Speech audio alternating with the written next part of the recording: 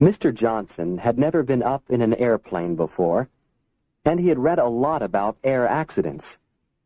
So one day, when a friend offered to take him for a ride in his own small plane, Mr. Johnson was very worried about accepting. Finally, however, his friend persuaded him that it was very safe, and Mr. Johnson boarded the plane. His friend started the engine and began to taxi onto the runway of the airport.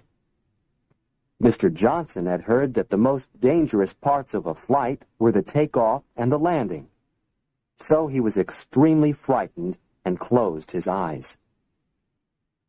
After a minute or two, he opened them again, looked out of the window of the plane, and said to his friend, "Look at those people down there. They look as small as ants, don't they?" "Those are ants," answered his friend. "We are still on the ground." Now answer these questions. 1.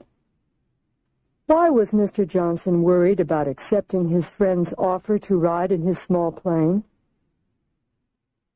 2. What did Mr. Johnson think were the most dangerous parts of a flight? 3.